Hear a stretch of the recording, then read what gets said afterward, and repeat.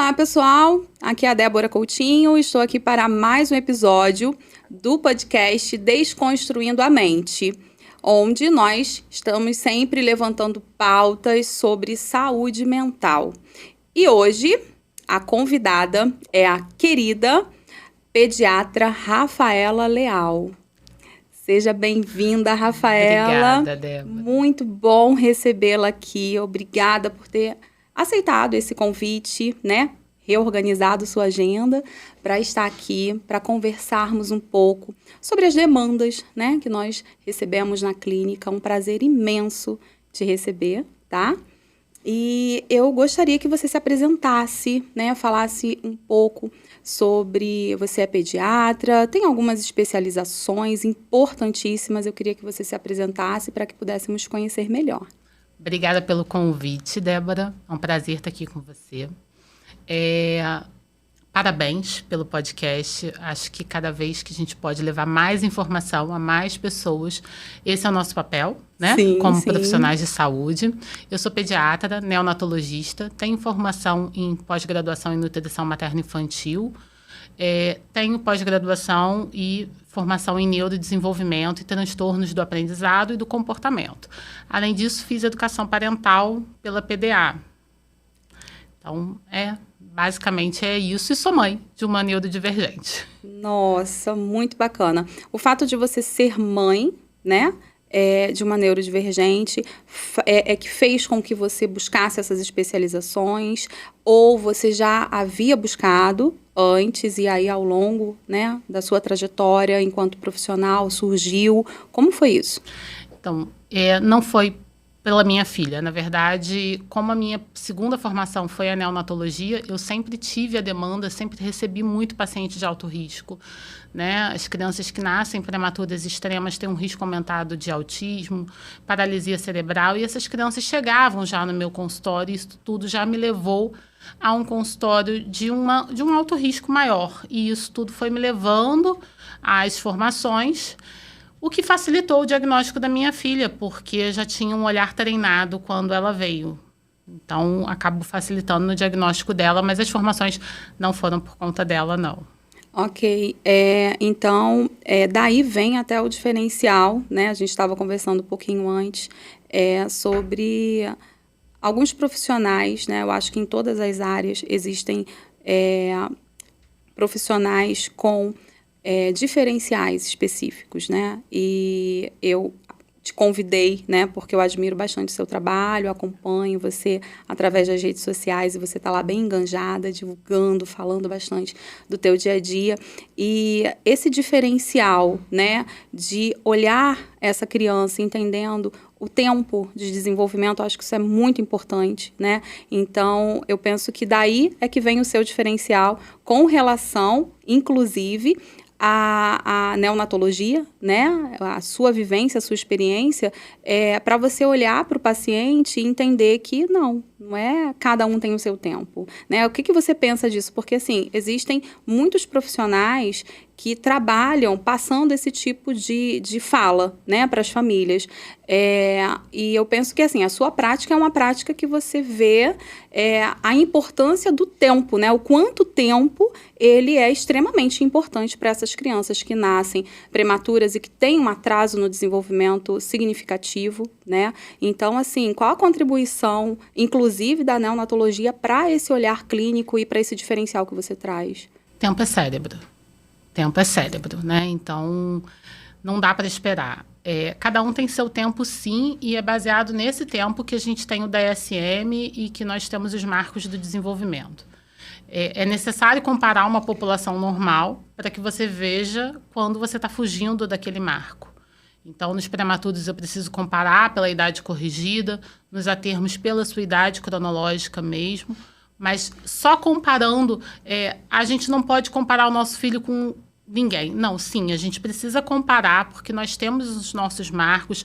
É esperado a fala se desenvolver até 1 ano e 3 meses, o andar se desenvolver até 1 ano e 3, para que a partir daí eu possa ver que não está seguindo um roteiro, uma predisposição da população e fazer a intervenção precoce. Quanto mais precoce for a intervenção, mais rápido eu vou ter uma criança funcional socialmente, né? Então, a gente tem os níveis de terapia, tudo dependendo do diagnóstico, o tempo de intervenção, mas quanto mais precoce for a intervenção, a gente sabe que em 3, 4 anos a gente está tendo, começando a ter as altas de algumas terapias, começando a entregar a funcionalidade àquele indivíduo que não falava, ter fala funcional com a sua família, né? Sim, quando você fala de atraso no neurodesenvolvimento, né, você pode explicar um pouquinho para quem, né, ainda não, quem está começando, está investigando agora, né, e ouviu falar ou tem alguma desconfiança, será que meu filho tem algum atraso? Você pode explicar esse conceito para gente? Claro. O que acontece? A gente espera que o indivíduo, eu quero entregar aos 18 anos para a sociedade alguém funcional. Então, você não vai só pesar e medir uma pessoa no seu consultório de pediatria, né? Então, eu espero que com 18 anos ele esteja eutrófico, ele tenha a altura estimada da família, mas sim, ele tenha seu desenvolvimento cognitivo, né? E aí, dentro do desenvolvimento cognitivo, ele vai ganhar ao longo do tempo a fala, o desenvolvimento motor, ele vai ganhar, conforme a idade for passando, a leitura e a escrita, a cognição, o entendimento numérico, o entendimento da sociedade, o entendimento da prosódia, da ironia, da metáfora, e tudo isso faz parte do neurodesenvolvimento. Então, por mais que a gente foque mais nos 2 primeiros anos de vida, nos 2 primeiros anos é o maior boom de crescimento cerebral, quando ele vai, de fato, estabelecer a marcha e o falar, essa cognição que faz com que a gente consiga estar aqui hoje, tendo absorvido o aprendizado que nos foi dado, ele é estabelecido ao longo dessa infância, né, até os seus 18 anos. Então, toda consulta é importante, não é porque fez 2 anos que a gente pode deixar de olhar o neurodesenvolvimento, porque os transtornos de aprendizado vão começar a se manifestar um pouquinho depois, transtornos de comportamento, né, o opositivo desafiador, ele às vezes não vai aparecer ali naquele início, naquela primeira infância. Então, toda consulta e todo esse acompanhamento, todos esses marcos têm que ser olhados e vistos pela família e pelo pediatra. E o que eu sempre peço às famílias é que nenhuma dúvida é boba. Então, se acha, mas eu acho que esse sono está um pouco além. Pergunta. Mas está normal ainda acordar? Mas está normal essa pirraça nessa idade? E, geralmente, quando a gente começa a perguntar se está normal, é porque a gente está vendo ao redor que não é o esperado, né? Sim, então, quando surge essa pulga, assim, porque normalmente a gente já deu uma comparada ali. Sim. E viu que talvez não seja bem assim. Sim, muitas das vezes não há uma aceitação, né? A gente sabe a questão, na psicologia, então, a gente fala muito sobre a negação, né? Existe o filho ideal, nós, como indivíduos, nós idealizamos o tempo todo, idealizamos um trabalho, idealizamos, né, um filho, e existe essa dificuldade, eu acredito que, como você também trabalha um pouco com essa questão da orientação parental, né? Existe muito essa questão do filho ideal, né? E a dificuldade em aceitar o filho real, que é aquele filho que está ali, né? O filho que está ali na minha casa, esse é o filho real. Então, existe essa dificuldade, por conta dessa dificuldade, muitas das vezes vem a negação, né? Então, a gente na psicologia, a gente costuma até orientar muito aos pais, olha, né, exatamente tudo aquilo que ele está mostrando, leva essas questões para um pediatra, para um outro profissional, para que ele possa te dizer, né, validar, até mesmo para uma terapia, né, porque isso é muito importante, né. Então, assim, essa questão, você trouxe, né, sobre os marcos de desenvolvimento, e assim, o desenvolvimento em várias áreas, né, em diversas áreas. Você falou não só da marcha, da fala, né, da questão da linguagem, mas assim, são diversas áreas, inclusive a cognição social, e isso faz com que esse sujeito ele precise de quê? Ele precise de uma equipe, né, pensando em avaliação precoce, pensando em intervenção precoce, o que você pensa sobre essa equipe, o que você orienta, o que você sugere com relação a um tratamento para uma pessoa que já apresentou aí uma questão relacionada a um atraso, a algum transtorno do neurodesenvolvimento? Acho que a primeira coisa é nunca... Uma fala... tem 2 falas que acabam comigo, que é quando chega falando...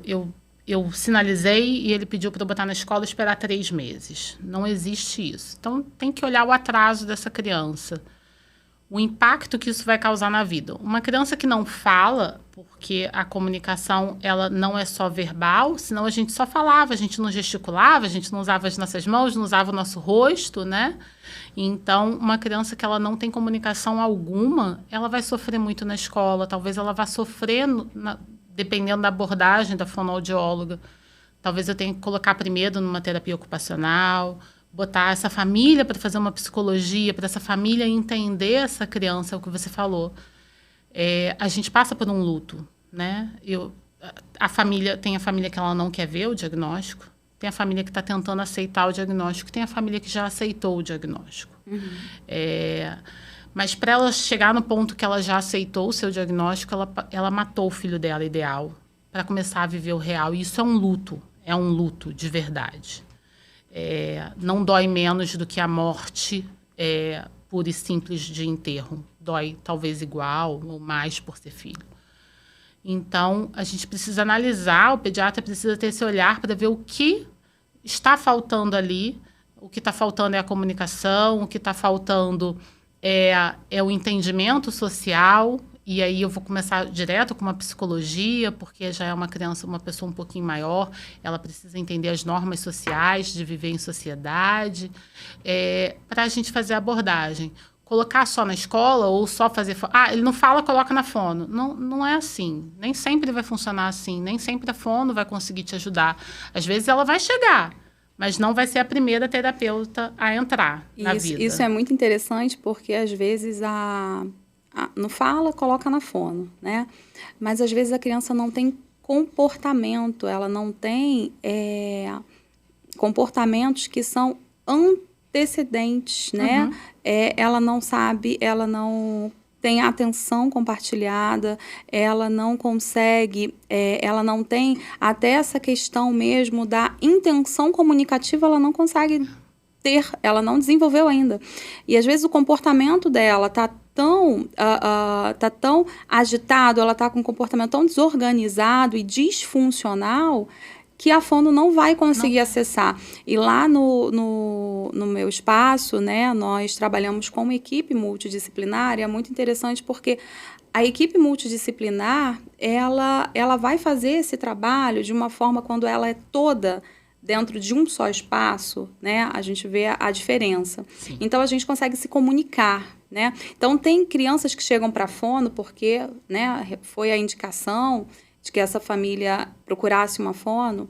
E é muito interessante que a fono, às vezes, chega e fala assim, Débora, é para você, não é para mim. Porque primeiro você tem que trabalhar comportamento. Ele não para um minuto na minha sala, eu não consigo trabalhar esse comportamento. Então, primeiro a gente precisa modelar, né?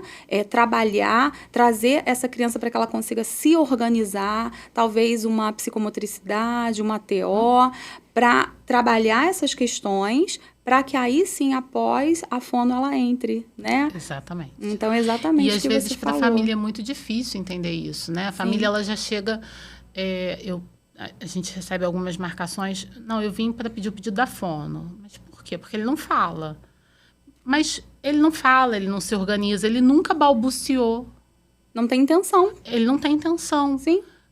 Primeiro eu me pergunto como que ele chegou aos 2 anos sem nenhum pediatra ter visto que ele não balbuciava, né? É claro que dentro do consultório e dentro da sala da terapia, ele vai ter um comportamento diferente do que ele tem em casa. Isso é normal, isso é esperado. É um ambiente novo, eu sou uma pessoa nova, que ele pouco vê, ele não vai me ver todos os dias. Sim. E aí eu preciso contar com a família. E é por isso também que eu preciso contar com o terapeuta. Quando eu peço a devolutiva para o terapeuta, eu recebi um áudio esses dias de uma psicóloga perguntando por que eu pedi a devolutiva. Eu falei, porque eu quero entender. Porque o paciente, ele fica com a psicóloga toda semana. Ele vai em mim uma vez ao mês. Sim. Então, o vínculo que ele vai estabelecer com a psicóloga é diferente do vínculo que ele vai estabelecer comigo. E eu preciso entender como ele está indo, para estruturar o plano terapêutico dele. Então, o trabalho ele tem que ser multi mesmo, ele tem que ter troca. Tem que ter troca da família com os terapeutas, da família com a escola, dos terapeutas com a escola e com o médico que for assistente, neurologista, pediatra, quem for. Essa relação médico-terapeuta, escola, família, ela é fundamental, né? Então, assim, faz uma diferença gigantesca, né? Eu recebi o contato, você estava falando de uma experiência sua com relação à troca com uma outra profissional. Eu recebi o contato de uma profissional, uma psiquiatra, né, recentemente. Estávamos conversando por áudios e ela falou, Débora, qual é a sua... Eu estou em dúvida, né, do diagnóstico, o diagnóstico é X, mas eu estou aqui um pouco relutante.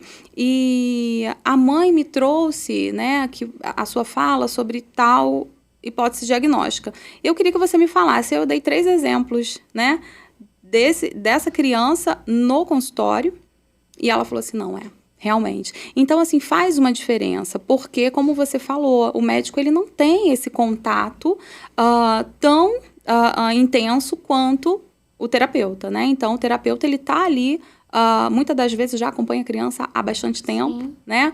Então, essa relação ela é fundamental para que a criança desenvolva, né? Para que o sujeito que está em terapia desenvolva. Sim, né? E muitas vezes ele vai chegar para o médico... Às vezes, a consulta eu não preciso examinar. Uma consulta de transtorno, muitas vezes eu não vou precisar examinar, mas eu também vou ter o dia que ele vai estar doente, em que é necessário o exame físico, é necessário o toque, e dependendo do que ele tiver, uma rigidez cognitiva ou tirar a roupa, tudo isso gera com que uma alteração de comportamento que ele não está fazendo lá na sala de terapia. Então, nem sempre eu vou conseguir ver as evoluções que os terapeutas veem. Por isso, essa troca com a escola, ela é fundamental. E entender, né? A família entender quem é seu filho. Entender o que o seu filho tem, qual é o transtorno, faz com que você pesquise e entenda esse cérebro e aí você vai conseguir entender aquele indivíduo. Como a gente estava conversando antes, independente do T, eu brinco falando que é um T, né? Se é... TOD, TDAH, TEA, independente do T que essa pessoa carregue, ela é um indivíduo. E ela tem também a sua personalidade, ela não é só um CID. Ela tem coisas que são intrínsecas dela e que, como família, a gente tem que trabalhar também. Então, a gente não pode ficar colocando... Por isso, falar com os terapeutas é importante, porque a gente vai conseguir entender, né? Olha, ele não está indo bem na escola porque ele tem uma comorbidade associada, ele tem uma dislexia, uma descalculia. Ou não, ele não está indo bem na escola porque ele não quer, porque ele está cansado, porque eu preciso diminuir terapia, porque às vezes eu preciso diminuir terapia porque ele está ficando cansado para a escola. Né? Os autistas, às vezes, eles são autistas, P6, às vezes eles são atletas, eles fazem mais terapia do que... E eles ficam mais tempo no Uber, né? Ou no carro, de lá para cá, e isso estressa demais, né? Esse ponto, ele é muito importante e pouco falado, né? Eu costumo, quando eu faço anamnese, aí os pais chegam falando, ele faz... judô, ele faz natação, ele faz... Aí começa a falar das terapias, e eu falo assim, gente, e qual o tempo que ele tem para ser criança, né? O ócio. Sim, que é importantíssimo, né? E hoje em dia, nós não deixamos as nossas crianças ociosas, né? E interessante que outro dia eu ouvi uma criança falando assim, mas eu tô ocioso. Aí a mãe, respira, como se fosse uma coisa ruim. Aí eu, oi, como assim, né? Ele tava falando, eu tô ocioso. Ele queria o celular dela. O que você fala, o que você orienta falando nisso sobre esse uso excessivo de telas? Então, isso é até um problema. Hoje eu até subi um vídeo que isso gerou um grande problema. Eu fui criada sem tela.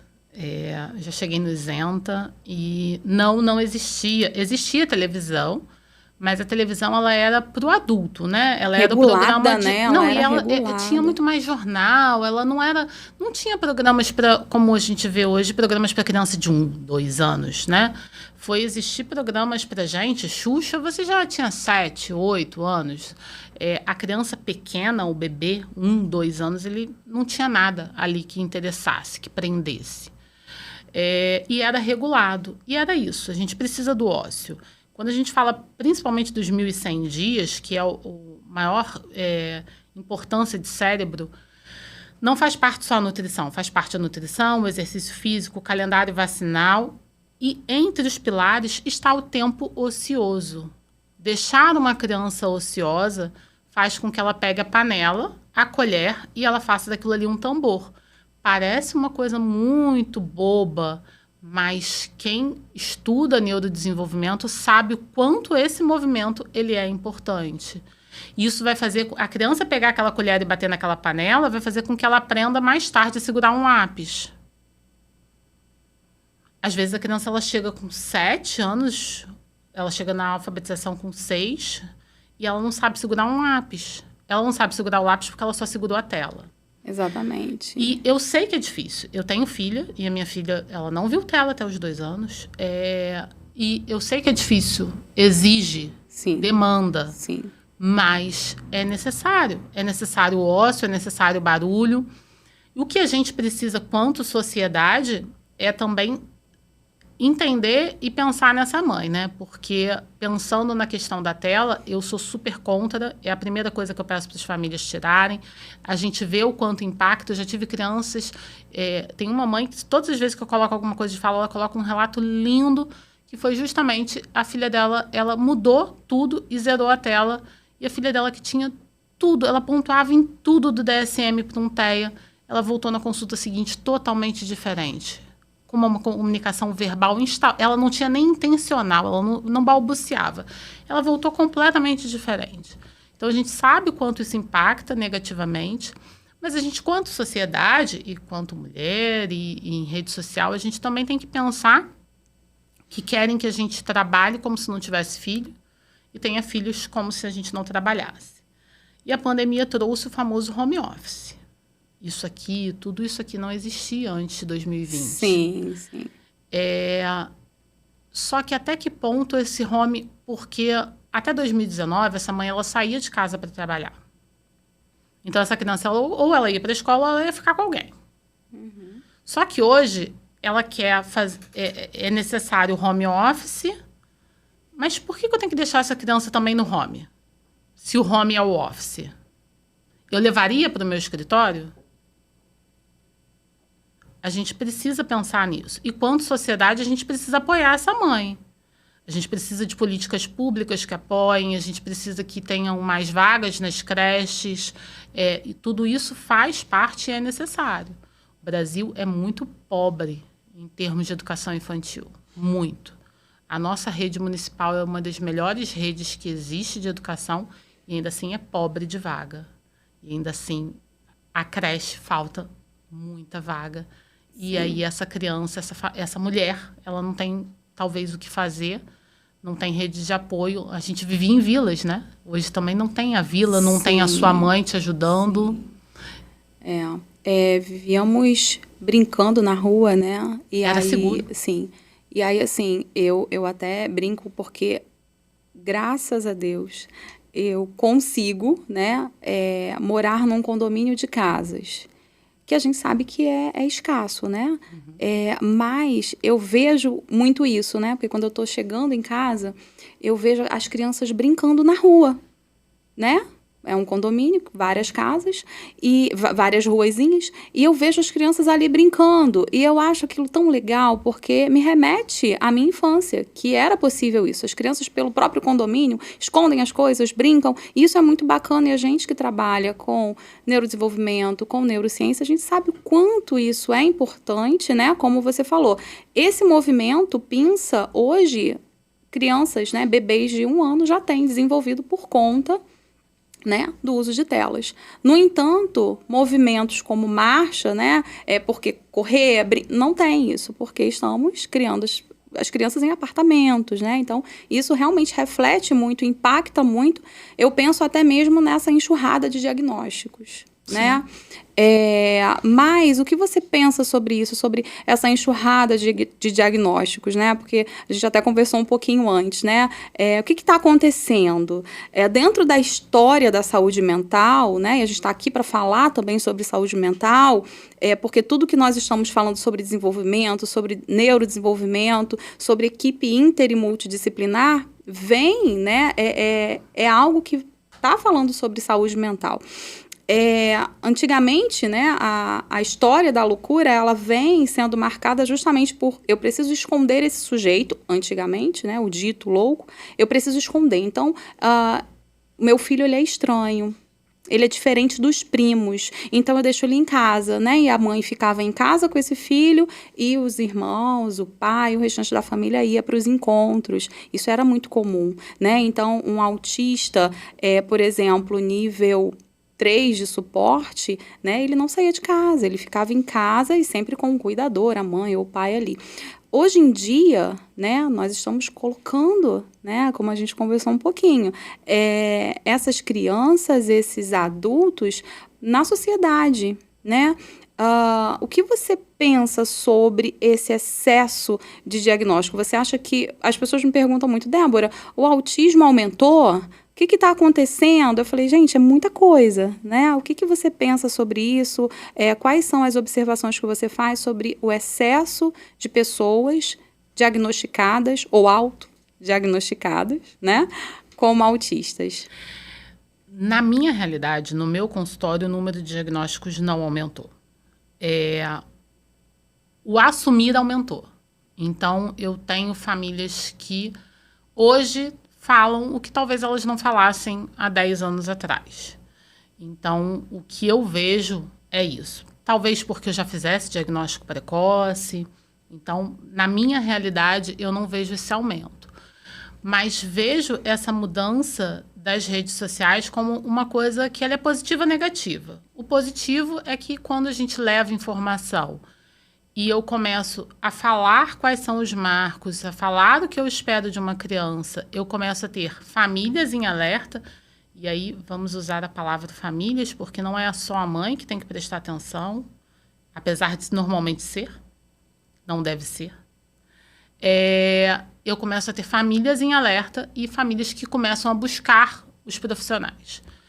E junto da pandemia, junto do advento da telemedicina, das teleconsultas, da psicologia online, a gente começa a ter também um movimento daquela pessoa do interior conseguir ter um acesso a um médico mais atualizado, que não pede só para botar na escola e esperar 3 meses. A informação. Né? A informação. Sim. E aí tudo isso faz com que a gente tenha uma difusão maior. E o segundo, como você falou, da história da saúde mental, né? Quando eu vou coletar a anamnese, a gente vai perguntando pelas doenças. Quando eu pergunto, autismo, esquizofrenia, eu tinha um tio que ele era estranho, mas eu não sei o que ele tinha. Não, diagnosticado ninguém, doutora. Então, ali você vê que tudo isso era colocado embaixo do pano. Sim, isso é muito comum. Muito. E com os famosos, o filho do Marcos Mion, a Letícia Sabatella, todo mundo se expondo, fica um pouco menos sofrido. E a comunidade autista, agora a comunidade TDAH junto, tem ido para pedir voz. Como a comunidade da síndrome de Down começou a pedir voz, pedir os seus direitos, e isso tem feito com que as famílias possam se empoderar um pouco mais. Mas, como você falou, existe o autodiagnóstico, porque os transtornos, eles têm áreas de convergência, né? Então, eu tenho rigidez cognitiva no autismo, mas nem todo mundo que é rígido cognitivamente é autista. Ele pode ter um outro transtorno, ou ele pode ser só rígido cognitivamente.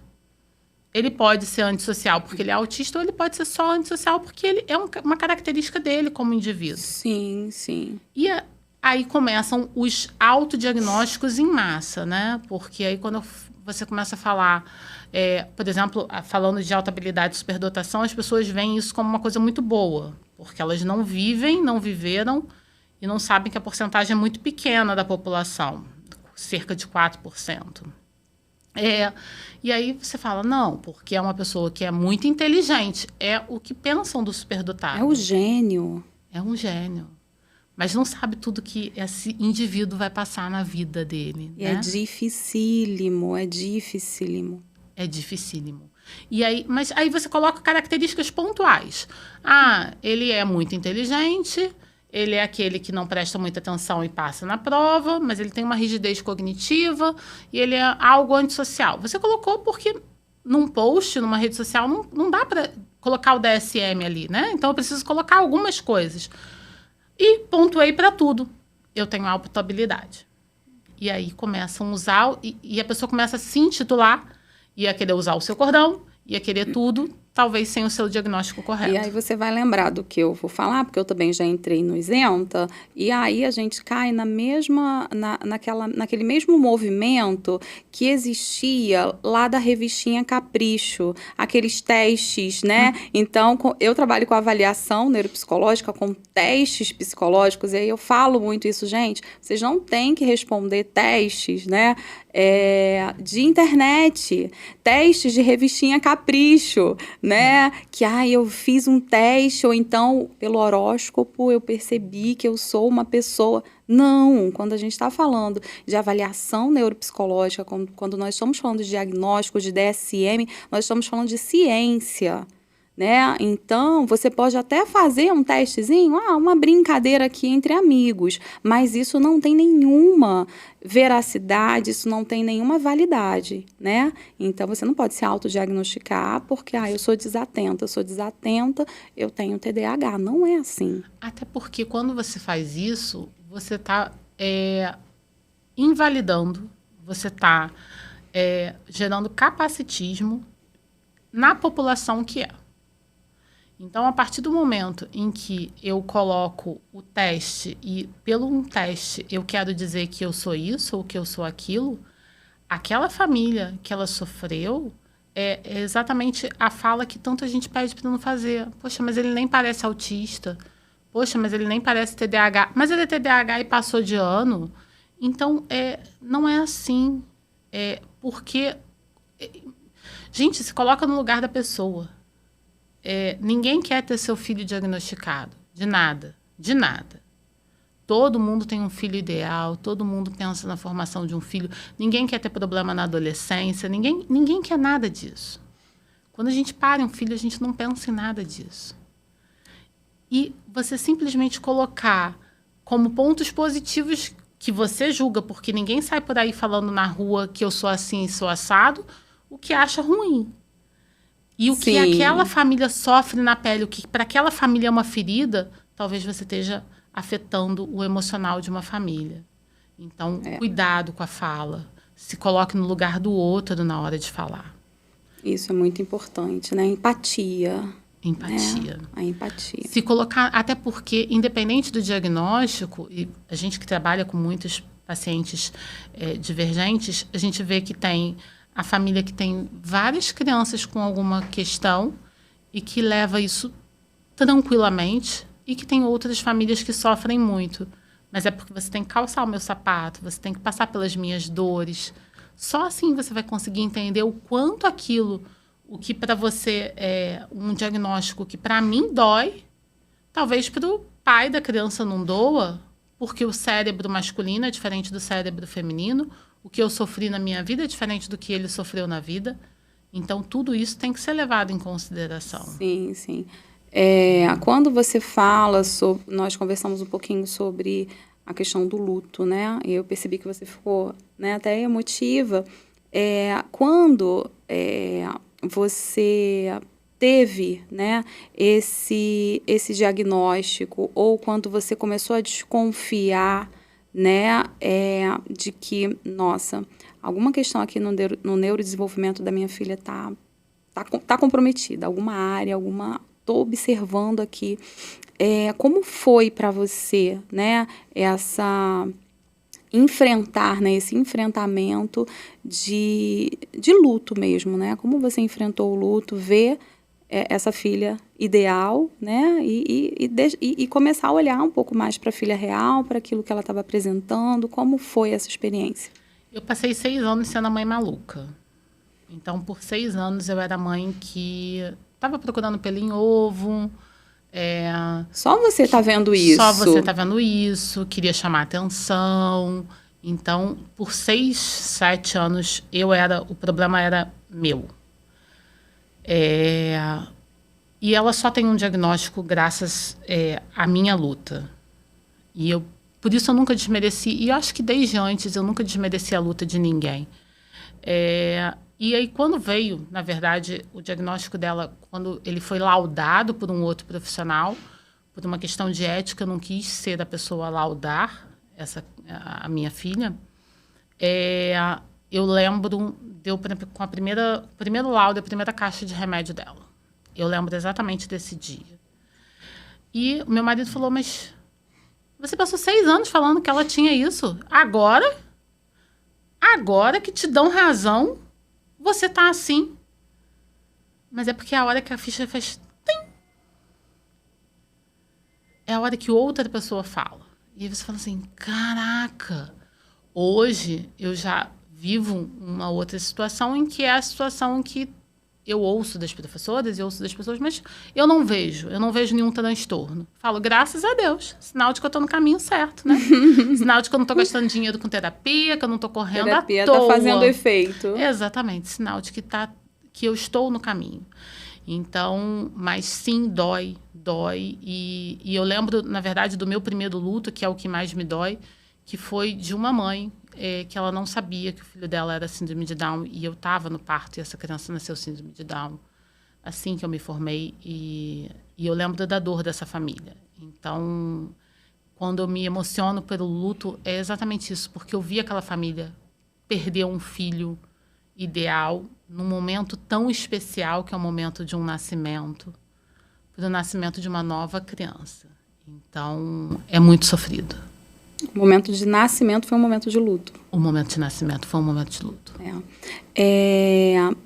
Você conversou, pontuou um pouco sobre as políticas públicas, né? E a gente percebe uma defasagem muito grande, né, com relação a políticas públicas, como você falou. Principalmente no acolhimento da família, né? Essa família que recebe esse diagnóstico, né, de uma forma inesperada, né? Era para ser um momento de alegria. Foi um momento de alegria, mas essa família teve que ressignificar ali de uma forma muito rápida. E a gente percebe uma falha muito grande no acolhimento, uma falha nas políticas públicas para acolher essas mães, né? Inclusive lá no nosso espaço, lá no Centro de Desenvolvimento Cuidar, que é o meu espaço, né, terapêutico, lá nós temos esse projeto, né, que é um projeto Cuidar de Quem Cuida, né? E há muito tempo atrás, há mais de 10 anos, eu pensava assim, um dia eu quero fazer um projeto, mas não tinha espaço, mas tinha o sonho, né?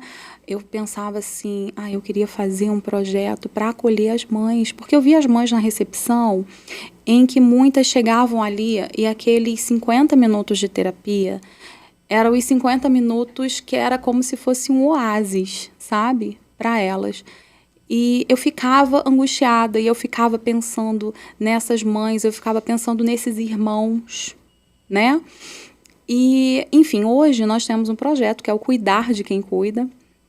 E é muito legal porque nós temos 2 mães atípicas acolhendo, né? Elas são minhas estagiárias, estão se formando em psicologia e elas são mães atípicas de adolescentes, né? Cada uma tem um filho adolescente e elas ficam com as mães que estariam na recepção, na sala de espera, e elas são acolhidas, elas trocam, isso é muito bacana.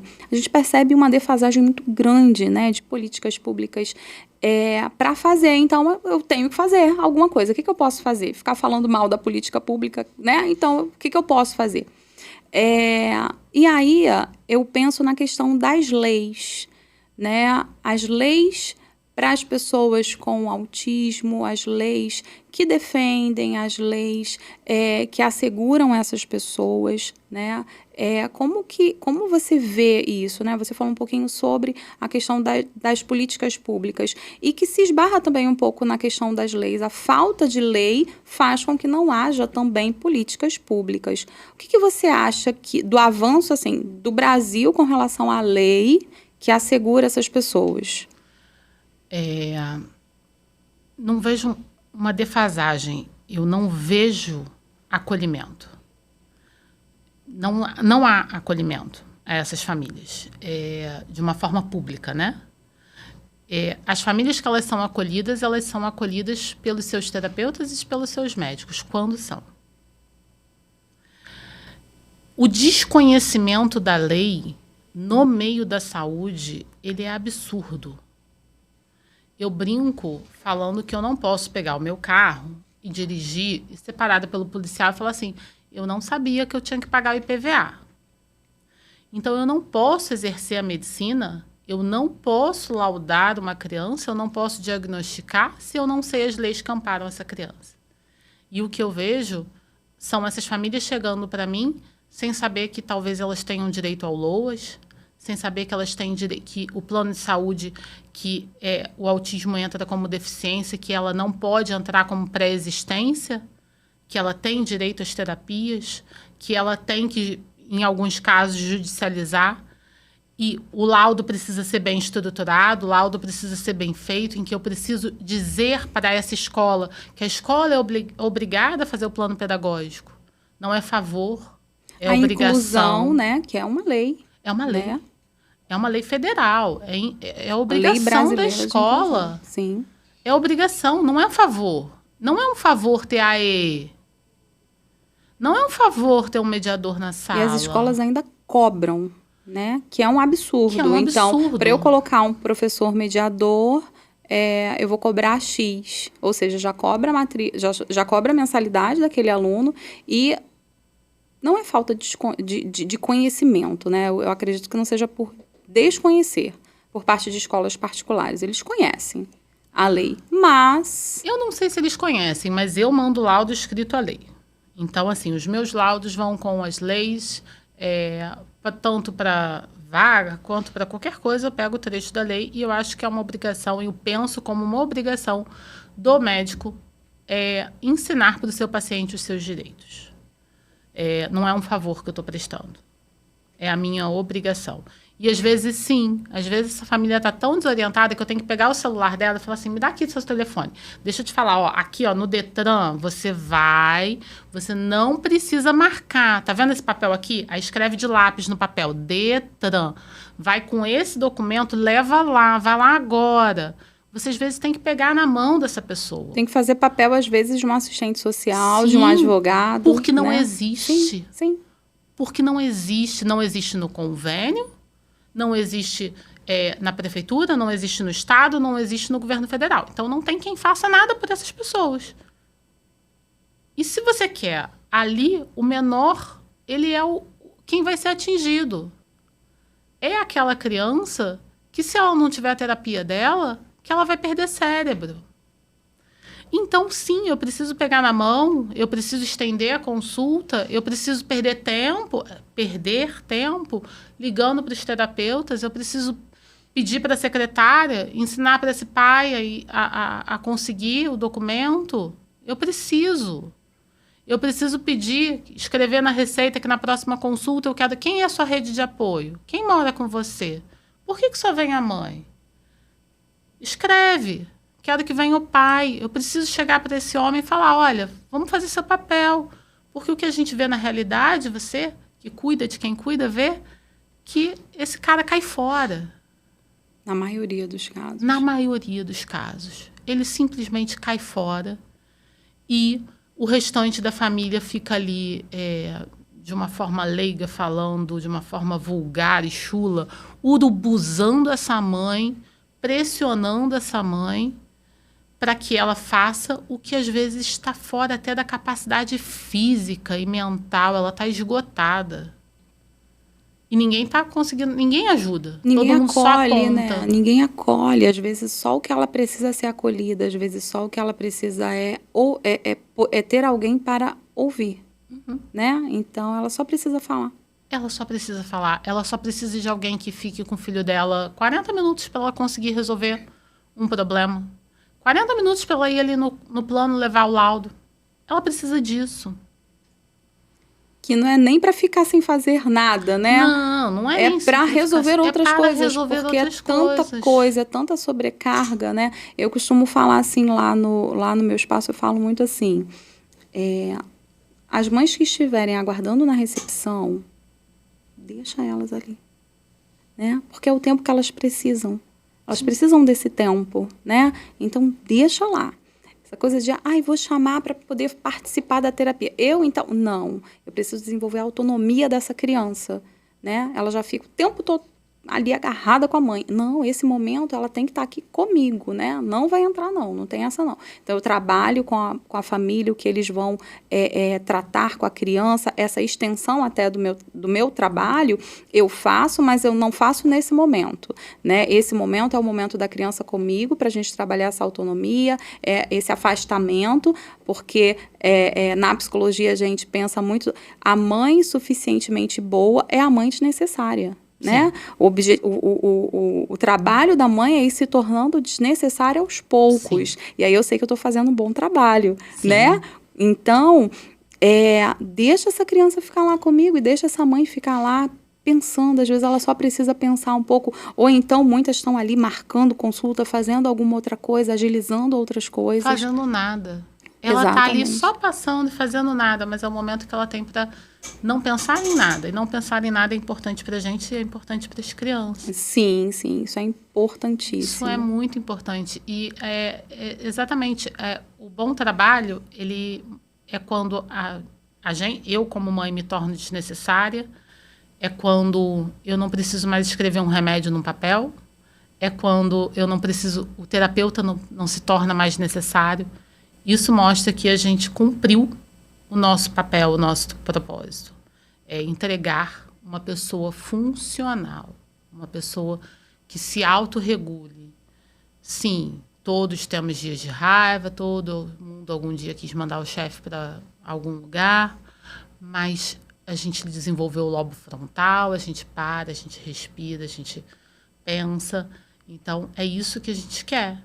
E eu não preciso da minha psicóloga para chegar e falar assim, olha, eu quero matar o meu chefe. Não, eu me tornei capaz disso sozinha com o tempo. E isso é o neurodesenvolvimento. É eu chegar a uma idade, aos 23 anos, que a gente fala que acabou, né?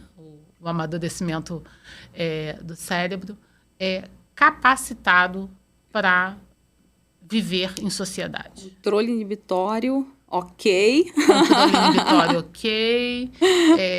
Comunicação verbal, não verbal, prosódia, entendendo metáfora, que às vezes é muito difícil. Como tem adultos hoje que não entendem metáfora. Sim, a cognição social, né? A teoria da mente, se colocar no lugar do outro, mas pensando como o outro, né? Que é uma dificuldade muito grande, a gente sabe. Eu trabalho com treino, né? Também para que as crianças, os adultos, porque a gente fala muito da criança autista, mas a criança autista, ela cresce, né? Ela se torna adulta. E você falou do compreender metáforas, me lembrou um rapaz de 22 anos que ele recebeu um diagnóstico tardio, né, de autismo. E ele falava assim, nós fazíamos combinados, e eu falava assim para ele, traz as suas, todas as dúvidas ao longo da semana, tudo aquilo que as pessoas falarem. A gente vive no Rio de Janeiro, né, que é um lugar em que o que mais acontece são as ironias, né, é o que não é dito. Então eu preciso fazer essa leitura e isso é muito difícil, né, é cansativo. Aquilo que automaticamente o meu cérebro faz, existe uma dificuldade para algumas pessoas fazerem, né? E aí ele trazia. Aí teve uma vez que ele trouxe assim, eu estava numa reunião e o rapaz, ele falou assim, só tem meia dúzia de gatos pingados. E aí eu olhei para o lado e eu não vi nenhum gato. Então, assim, é muito interessante a gente começar a desenvolver isso também, entendendo que o transtorno ele é como um todo, né? Ele vai atingindo várias áreas e muitas das vezes o adulto ele não conseguiu ainda desenvolver essa questão, por exemplo, né? A pessoa que tem aí algum diagnóstico vai trazer essa dificuldade, né? E o que você falou, né? Eles vão crescer. Sim. Às vezes, o mais difícil no diagnóstico de falar com uma família e da aceitação é porque a mãe tende a botar, a galinha tende a botar o pinto embaixo da asa, né? E é mostrar para essa mãe que eu vou morrer. A única certeza que eu tenho é que eu vou morrer. E a minha filha vai ficar. E eu preciso que ela consiga viver sem a mãe dela. Isso se faz necessário. É uma das maiores angústias, né? No momento do diagnóstico, e eu acho que, pelo menos no meu luto, isso foi o mais difícil, é você virar e falar assim, caraca, eu não vou estar aqui para sempre. E é por não estar aqui para sempre que você não pode só botar embaixo do braço. Você tem que, e você tem que sim, como profissional, chamar. Mesmo que esse cara deu fora, que ele vá para outro casamento, que ele vá para onde ele quiser, ele não pode se alienar. Ele é corresponsável, né? Sim. Então, a gente precisa entender esse todo. E eu acho que nos diagnósticos essa é a parte mais difícil e é também da aceitação. Umas 2 semanas atrás, uma família só aceitou fazer a terapia por um motivo. Eu encaminhei, a criança era uma menina. O diagnóstico de meninas autistas é um pouco mais difícil, né? E quando eu encaminhei, eu vi o pai andando de um lado para o outro, achei aquilo estranho, falei, o senhor está nervoso? Eu não o conhecia, era a primeira vez que ele estava na consulta. O senhor quer sentar? O senhor ficou nervoso pelo que eu falei, de autismo? E ele falou, não, fala para ela. Aí a esposa falou, não, doutor, ele está tranquilo, porque ele disse para mim que tudo que a senhora pontuou da fulana, ele vê dele, da infância dele nela. E aí, por isso, ele achava que era desnecessário, porque, afinal, ele chegou lá ao seu isenta e tem o seu trabalho, formou sua família, ele fez os checks da vida. E a minha pergunta foi, então tá, o senhor vê o senhor na sua filha? Ele, sim. E como foi sua infância? Você sofreu? Ele, muito. Falei, então, é isso que eu não quero. E olha quantos prejuízos ele teve ao longo da vida, né? E é isso que a gente não quer. Poxa, tudo bem que você se reconhece no seu filho. Que bom que você chegou até aqui. Mas aí entra naquela questão que você vai lembrar de quando começou a educação não violenta. Mas eu apanhei e não morri? Mas o objetivo nunca foi matar. O objetivo não é que os nossos filhos sofram. Não é ser permissivo. Mas se eu posso dar ferramentas para que ele lute, por que eu vou mandar para a guerra sem um escudo e uma espada? Sim, sim. E replicar, às vezes, as mesmas dificuldades que eu tive, qual a necessidade, né? Ah, mas eu amadureci vivendo... Ué, mas será que ele precisa viver isso para... Né? Porque existia algo chamado resiliência, né? Uma palavra foi tão massificada, mas assim, existia essa resiliência por parte, né, da geração aí doenta, e que hoje, eu não sei se essa geração, né, atual, ela tem a mesma resiliência, né? Então, isso é muito importante pensar também, quando eu quero jogar para o meu filho, né? Não, eu passei por isso, então ele vai segurar também. Será que vai? Não sei. Eu falo que a geração dos meus pais precisava de terapia e continua precisando. Que a minha geração precisava de terapia e continua precisando. E que a geração dos nossos filhos precisava e continua precisando. Sim. Cuidar da saúde mental não é problema e não é vergonha. Nunca pode ser. Não pode ser uma vergonha dizer que você está correndo atrás da saúde mental do seu filho ou da sua própria saúde mental. Uhum. Não é vergonha estar cansada, não é vergonha precisar de um tempo para respirar. Você falou do seu sonho de espaço.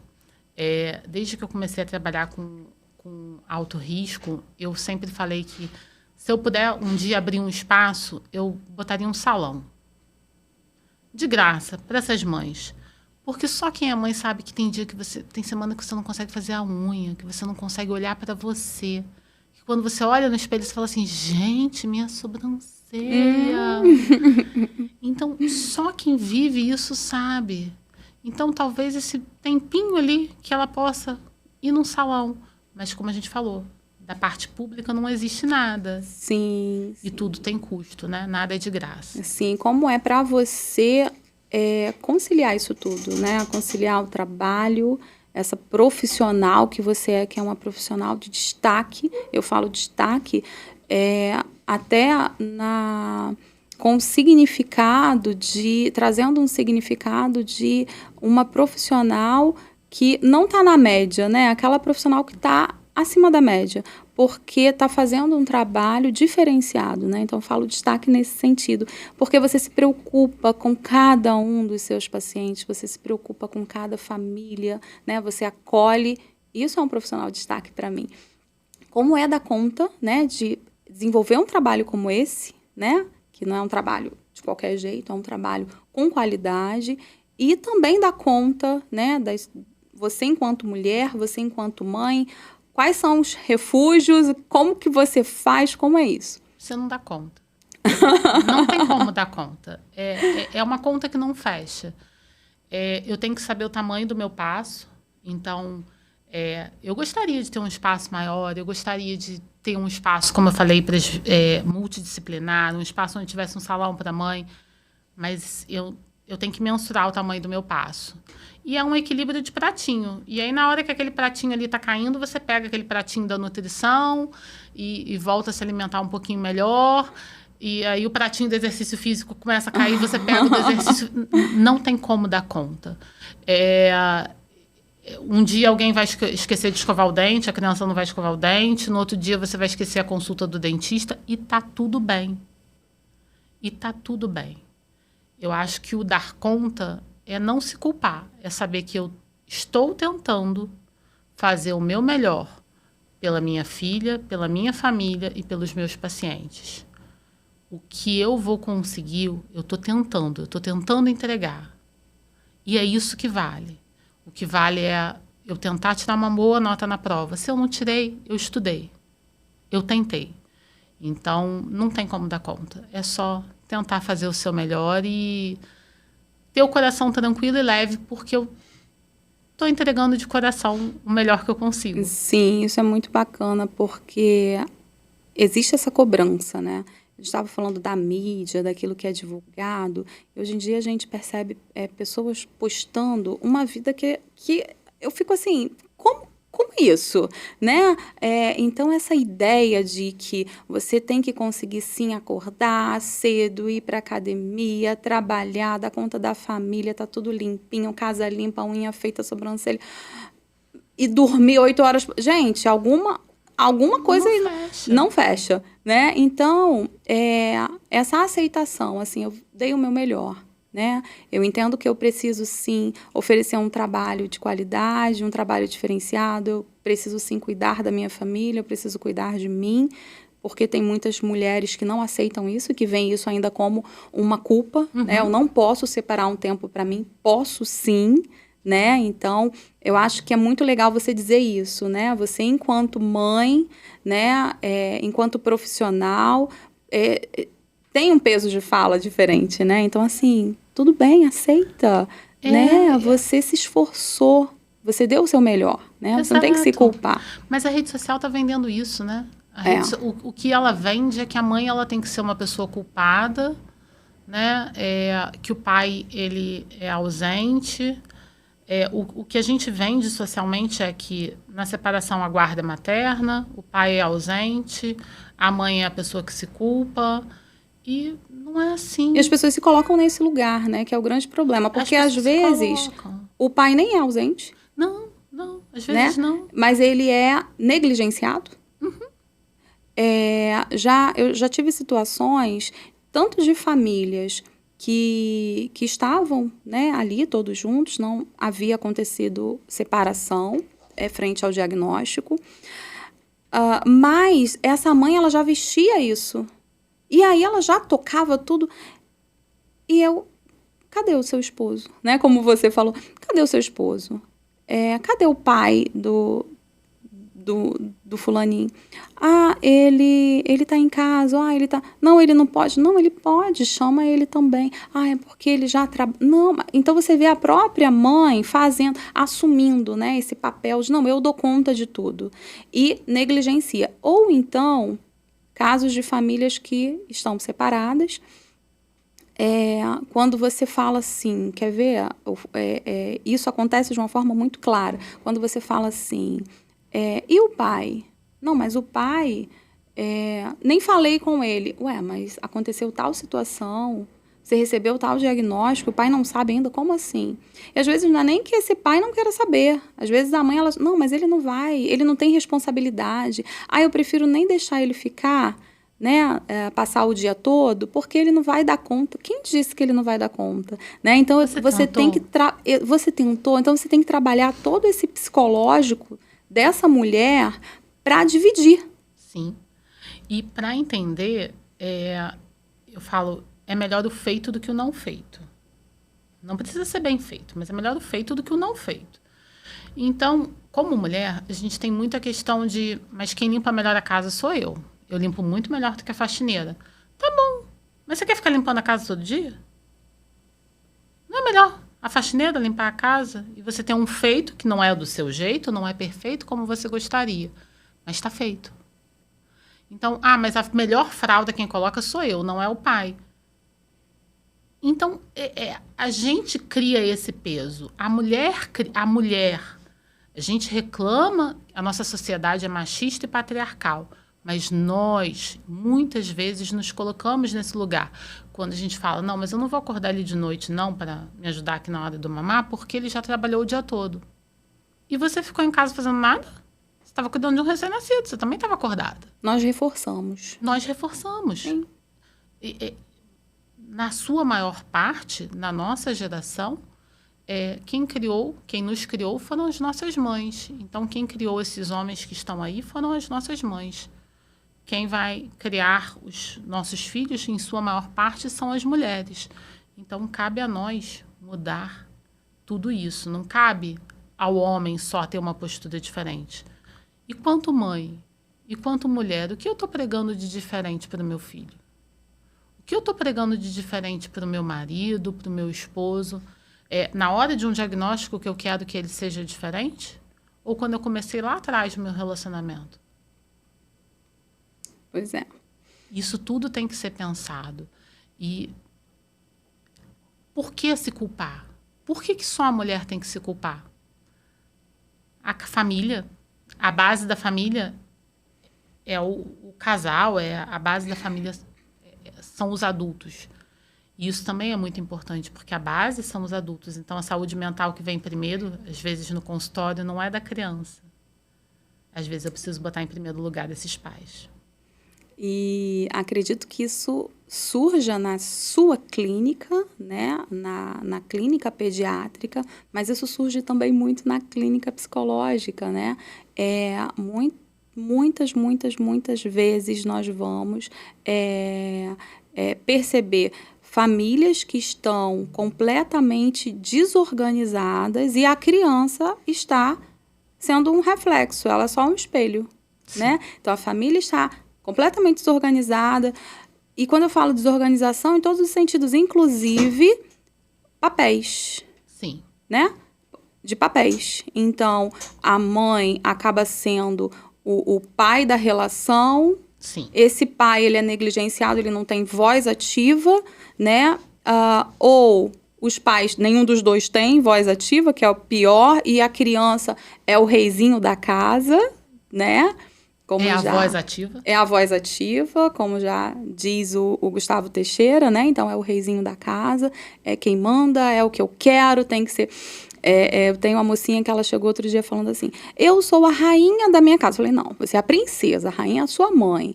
Aí a mãe olhou assim pra mim, né? Tipo, Débora, você falando isso? Sim, aqui, ó, a rainha é essa aqui, a sua mãe, né? Mas precisou que eu colocasse ela no lugar de rainha. Ela tinha que... Não, minha filha, eu sou a rainha, né? Você é a princesa. Já que é para entrar no conto, né? Que a gente entre no conto, mas entendendo cada um qual o seu papel, né? papel de cada um. Então, muitas das vezes, esse adoecimento que parece, essa patologização que está na criança, às vezes não está nem na criança, está nessa família. Nessa família. Eu acho que é o momento em que eles mais se impactam, às vezes, na consulta, é quando eu falo, mas vamos cuidar primeiro de vocês. Antes de fazer laudos para judicializar as coisas dessa criança, vamos botar essa mãe em ordem, vamos botar esse pai em ordem, vocês são prioridade. E como mãe é difícil, às vezes, a gente se colocar como prioridade, entender que a gente vem na frente. Mas a máscara de oxigênio tem que ser minha primeiro, senão eu não consigo colocar em você. Então, é importante entender isso. É importante entender como funciona uma dinâmica familiar. As famílias estão desconstruídas por isso. Porque as pessoas não entendem que o pai e a mãe... A minha mãe não faz parte mais da minha família. Eu amo a minha mãe. Ela é importante, mas ela agora é um cofamiliar. Sim, sim. E aí essa família está desorganizada porque ela está ouvindo a avó, ela está ouvindo o tio. A mãe e o pai não conseguem se entender por tanta influência externa. A mãe diz não, mas a avó diz que pode, eu dou. Exatamente. E aí essa pirâmide... Não tem pirâmide, tem um amontoado. Confuso. Sim, sim. Tá não tem confuso. Um círculo, não tem um quadrado, não tem nada. Não tem nenhuma forma geométrica. É importante. E a criança, típica ou atípica, ela é uma esponja. Ela é o neurônio espelho, ela aprende pelo exemplo. Então, se eu não tenho um exemplo na minha casa, se eu não tenho um pai, não tenho uma mãe, não tenho um exemplo de família, não tenho ordem, não tenho... Eu te pergunto, o que você quer comer hoje? Como assim o que você quer comer hoje? Às vezes a seletividade alimentar começa daí. O que você quer comer? Se você me perguntar o que eu quero comer, eu vou querer comer todo dia besteira. Ele não tem cognição para escolher o saudável. Sim, então, a gente precisa começar de nós. Por isso que eu falei, a gente não dou conta de tudo. E tá tudo bem. Mas aceitar isso, aceitar a sua família, aceitar como é a sua dinâmica. E o que funciona na minha casa não vai funcionar na sua. Sim. Você falou, pra gente, já estamos caminhando para o finalzinho. Sim. O papo tá tão legal. Mas tem um ponto importante, antes de fecharmos hoje. Eu queria conversar, que você trouxesse um pouquinho sobre... Você falou agora sobre a questão de judicializar, né, esse tratamento. Como isso está acontecendo hoje, né, por parte dos planos de saúde? Eles têm aceitado o teu diagnóstico, a tua prescrição? Porque como nós já conversamos sobre alguns tratamentos, né, o tratamento com base na terapia cognitivo-comportamental, tratamento com base na ciência ABA, que são padrão ouro, né, em evidência científica, em comprovação, né, de evidência científica, eles são os tratamentos mais indicados para essas crianças, justamente por apresentar mais evidência. Como os planos de saúde estão recebendo, né, essa prescrição? Como que os planos de saúde recebem essa tua orientação? Olha, precisa de uma equipe multidisciplinar, né? A gente está vivendo um momento muito triste do Brasil. Mais do que a falta de política pública, a gente está vivendo um momento onde a saúde pública ela não suporta e a saúde suplementar também não está suportando. Vamos voltar, estamos vivendo um momento só um pouquinho mais alto que está, às vezes, ele está se perdendo. A gente está vivendo um momento muito triste do Brasil. Onde não há saúde pública, onde não há políticas públicas. Eu não tenho terapia na rede pública, eu não tenho aba na rede pública, eu não tenho. Não tem nada. Só existe a teoria. Só existe a teoria. O SUS é uma linda teoria. Linda. Muito bonito no papel. E a saúde suplementar ela não está suportando. Com o novo rol normativo da ANS, a ciência ABA, tudo que há evidência científica passa a ser obrigatório pelo convênio.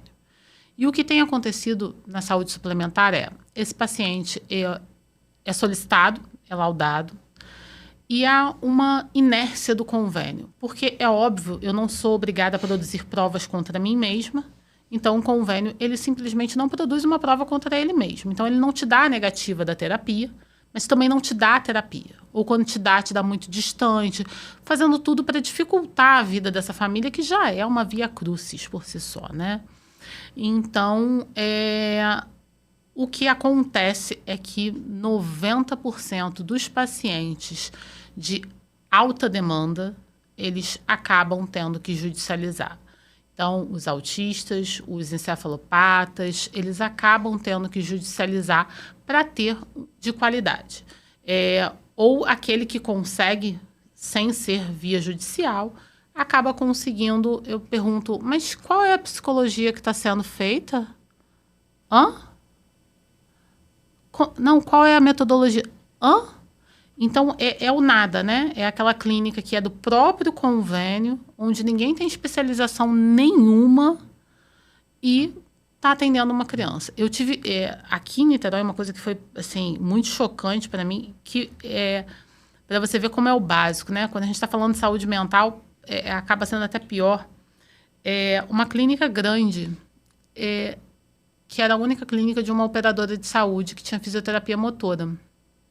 Eu achei estranho a terapia que estava sendo feita com a criança e eu liguei para a clínica, pedi para falar com a fisioterapeuta. Quem estava atendendo as crianças eram os estagiários, atendendo sem supervisão. Não é com supervisão. Porque sim, o estagiário, já fomos estagiários, temos que atender. Mas o professor tem que estar ali. E estavam atendendo sem supervisão nenhuma, assinando o laudo. Então, o que acontece é isso, porque é mais barato, porque eles querem pagar R$7 a consulta do psicólogo, eles querem pagar R$10. Sim. E aí não tem como, você não tem um bom profissional, você não tem um bom psicólogo. Você não tem nenhum profissional, né? Não, você não tem nenhum profissional, é absurdo. E entendo que o caminho vai ser que em algum momento a saúde suplementar no Brasil vai ter que ser reestruturada, vai ter que ser repensada. Não sei como vai ser, mas a gente já vê as operadoras de saúde se fundindo, algumas dando prejuízo. Mas, como a gente falou, o menor ele não tem culpa de nada. Ele precisa receber o tratamento dele. Então, se o melhor meio for a via judicial, que seja. Algumas famílias podem pagar suas terapias e acabam pagando, colocando no imposto de renda, e que bom.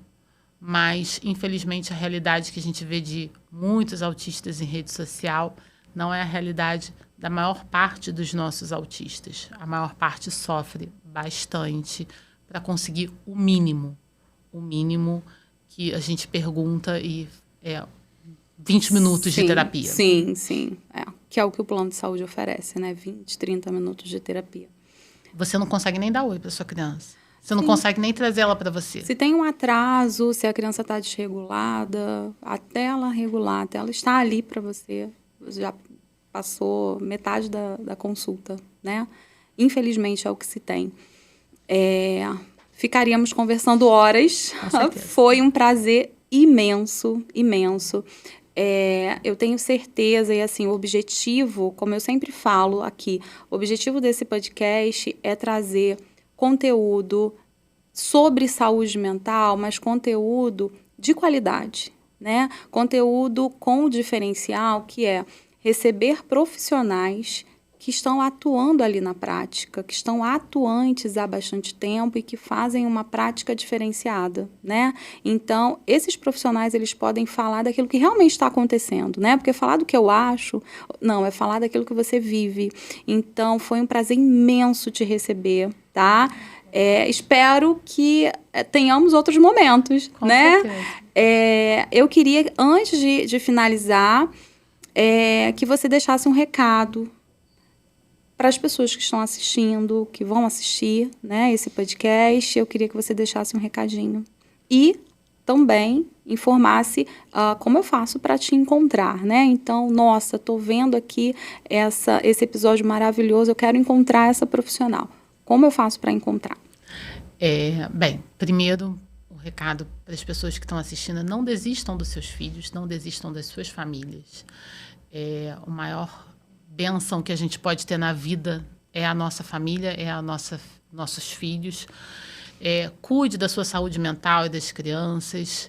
Corra atrás, procure profissionais, se informe, faça de tudo, porque o fazer de tudo é o que vai fazer com que você não tenha culpa. Mais do que dar conta de tudo, é fazer de tudo, fazer o que está no seu alcance. Eu atendo em Niterói, atendo de forma remota também. No Instagram, o meu Instagram é @doutora Rafaela Leal, Rafaela com 2 L's. Tem o link da bio, no link da bio tem a forma de marcação, tanto remota quanto presencial. Tá? E foi um prazer imenso estar com você. Obrigada pelo seu trabalho. Que você toque muitas vidas, cuidando das crianças, cuidando das famílias. E parabéns. Obrigada, eu acho que esse é o nosso legado, né? Pelo menos eu entendo a minha prática como uma missão, né? Então, estar aqui é promover saúde mental, é falar um pouquinho, é separar um pouco de tempo, né? Te agradeço, como nós conversamos no início, por você organizar a sua agenda e separar esse tempo, entendendo, assim como eu, o valor de divulgar, de passar informações para aquelas pessoas que precisam tanto saber. Então, que nós possamos, né, impactar outras vidas, e eu quem agradeço, tá? Pessoal, esse episódio vai estar disponível e, assim, eu espero realmente que todos vocês curtam, compartilhem, deixem aí os comentários de vocês, o que vocês acharam, e muito obrigada, até a próxima. Nós já iremos em breve divulgar, né, um pouquinho sobre o próximo convidado que nós estaremos recebendo, e é isso.